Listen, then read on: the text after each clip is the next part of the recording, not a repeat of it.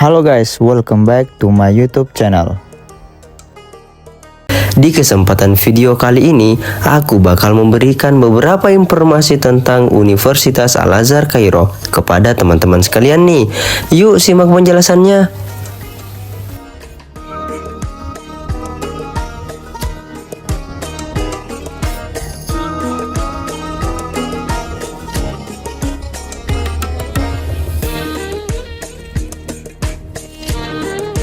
Nah, untuk teman-teman yang tertarik untuk melanjutkan pendidikannya di Universitas Al-Azhar Kairo, ada beberapa jalur yang teman-teman bisa tempuh.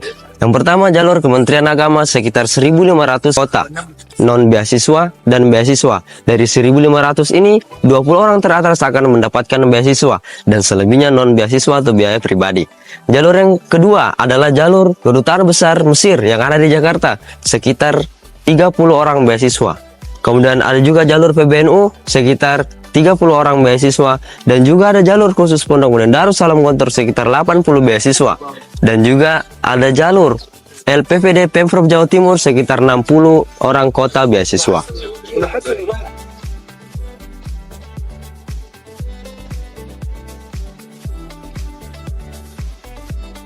Jadi teman-teman, di kampus Banin atau kampus cowok atau laki-laki di Universitas Al-Azhar memiliki 4 fakultas nih. Yang pertama, Fakultas Syariah wal Qanun. Di Syariah wal Qanun ini ada 2 jurusan. Sejak dari awalnya kita masuk di fakultas ini, jurusan pertama ada Syariah wal Qanun, yaitu kita akan belajar tentang hukum-hukum kenegaraan. Qanun kan, Qanun artinya kan hukum-hukum. Nah, dan yang kedua adalah Syariah Islamiyah. Nah, Syariah Islamiyah ini kita membahas atau mempelajari tentang hukum-hukum fikih. Kalau tadi Syariah wal Qanun dia belajar tentang hukum-hukum kenegaraan, kalau Syariah Islamiyah kita akan belajar tentang hukum-hukum fikih. Dan kebetulan aku berada di jurusan Syariah Islamiyah. Fakultas selanjutnya adalah Fakultas Usuluddin. Nah teman-teman, di Fakultas Usuluddin ini juga terbagi beberapa jurusan. Namun penjurusannya ketika kita berada di tingkat 3 atau semester 5. Yaitu pertama ada jurusan hadis, kemudian ada jurusan tafsir, dan juga ada jurusan akidah filsafat, dan juga ada jurusan dakwah. Berbeda dengan Fakultas Syariah wal Qanun tadi. Fakultas Syariah wal Qanun kita dari awal sudah ada penjurusan. Kalau di Fakultas Usuluddin ini baru melakukan penjurusan ketika semester 5 atau tingkat 3. Kemudian fakultas yang ketiga adalah Fakultas Bahasa Arab. Teman-teman kalau ingin mendalami lagi semendalam-dalam mungkin tentang bahasa Arab, maka cocok nih buat teman-teman mengambil Fakultas Bahasa Arab. Nah, di Fakultas Bahasa Arab ini juga ada penjurusan. Yang pertama adalah Tarikh wal Hadoroh, dan yang kedua adalah jurusan Ammah. Kemudian yang keempat, fakultas keempat adalah Fakultas Dirosat Islamiyah. Nah, Fakultas Dirosat Islamiyah ini mempelajari semua fakultas yang telah disebutkan di atas, mulai dari syariah, pelajaran syariah, pelajarannya usuluddin, pelajarannya bahasa Arab, itu semua dipelajari di Fakultas Dirosat Islamiyah.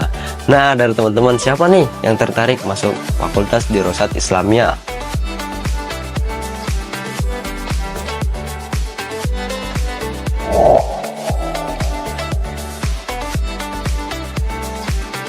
Oh iya teman-teman, kalian udah pada tahu belum nih, kalau di Al-Azhar selain ada fakultas-fakultas keagamaan, terdapat fakultas-fakultas yang umum loh.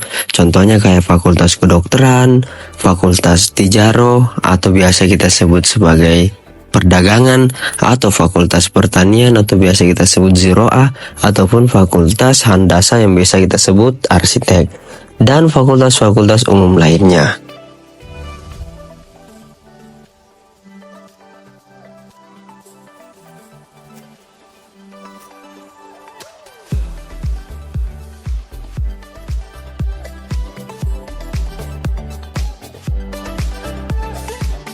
Oke, alhamdulillah teman-teman, sekarang kita bersama salah satu mahasiswa dari Al-Azhar di Kairo. Boleh kenalan dulu, Seth? Ini dengan siapa ya? Saya Farel Rais, Fakultas Kedokteran tingkat 4. Pertanyaannya, Seth, ini kuliah kedokteran di Al-Azhar ini, ya, itu estimasi waktunya berapa lama, Seth? Untuk estimasi waktunya, untuk studinya 5 tahun, lalu untuk internshipnya 2 tahun. Oh, terus 2 tahun, berarti belajarnya 5 tahun sudah. Setelah itu ada pelatihan lagi. Ya. Nah, itu di Indo atau di sini? Di Mesir? Nah, kalau itu sebenarnya tergantung nanti orangnya ini mau berkarir di mana. Oh, Kalau benar. dia mau berkarir di sini, di Mesir atau mungkin di sekitar Timur Tengah, nah mending ngambil internshipnya di sini. Tapi kalau dia mau berkarir di Indo, bisa mengambil internshipnya di Indo.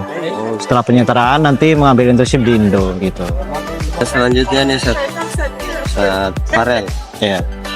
apa saja syarat-syarat yang harus kita penuhi nih kalau kita mau ngambil fakultas kedokteran di Al Azhar nih? Nah, untuk syarat-syaratnya yang pertama itu sebenarnya ijazahnya harus muadalah atau ijazahnya harus diakui di Mesir. Bahwasanya ijazahnya setara dengan lulusan-lulusan SMA, setara dengan SMA di Mesir begitulah. Terus yang kedua mungkin beasiswa atau uang. Yang ketiga ya selain dari dua tadi yaitu persiapan baik secara ilmu dan juga mental. Ada 3 syarat Ustaz. Tadi pertama itu ada ijazahnya muadalah. Ya. Berarti yang non muadalah nggak boleh nih masuk kedokteran. Iya, udah dipastikan nggak bisa masuk untuk fakultas kedokteran. Pertanyaan selanjutnya nih, apa ada mahasiswa di sini di fakultas kedokteran ini dia itu non beasiswa, jadi tidak dapat beasiswa di Mesir, tapi dia biaya pribadi, biaya mandiri.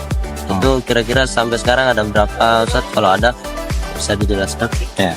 Kebetulan baru tahun ini ya ada mahasiswa yang non beasiswa yang masuk ke fakultas kedokteran. Jadi dari tahun-tahun sebelumnya itu semuanya dari beasiswa dan baru tahun ini yang ada mahasiswa dari non beasiswa. Itu tahun ini ada 6 orang kebetulan. 2 orangnya dari lulusan Ma'had Al Azhar di Mesir. Dan yang 4 orangnya lagi non Ma'had, jadi dari Indonesia. Tapi dengan ijazah muadalah tadi lalu mendaftar ke fakultas kedokteran dan diterima. Jadi berarti jasa muadalah ini jadi syarat yang paling utama Ustaz ya? Ya. Dan ada beberapa kejadian beberapa mahasiswa yang sekarang udah jadi mahasiswa itu dijanjikan untuk masuk di fakultas kedokteran. Udah bayar sekian puluh juta, ternyata setelah berangkat ke sini tidak bisa masuk ke fakultas kedokteran karena tadi ijazahnya itu tidak muadalah atau tidak diakui di sini, jadi ya nggak bisa masuk.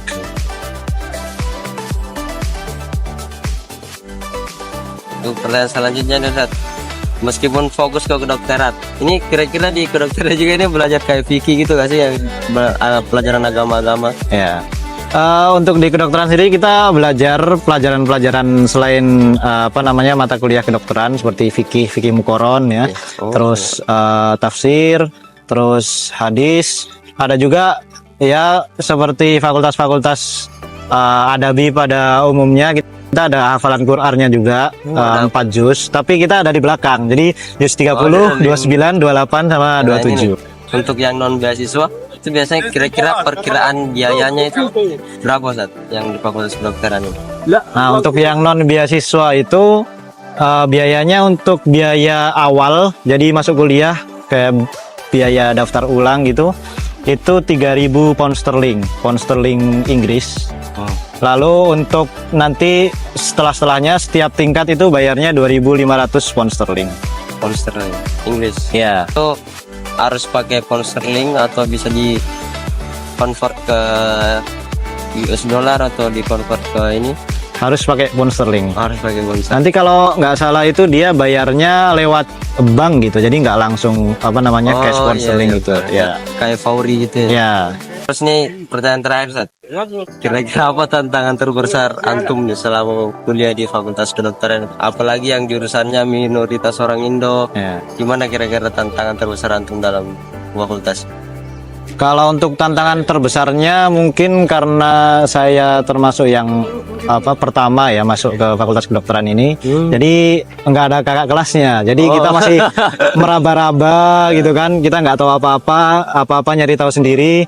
Dan juga mungkin semua mahasiswa di luar negeri juga merasakan mesti kan ada kendala bahasa, terus dari materinya juga kan, materi kedokteran sendiri juga lumayan susah, jadi ya bertumpuk-tumpuk gitulah ininya.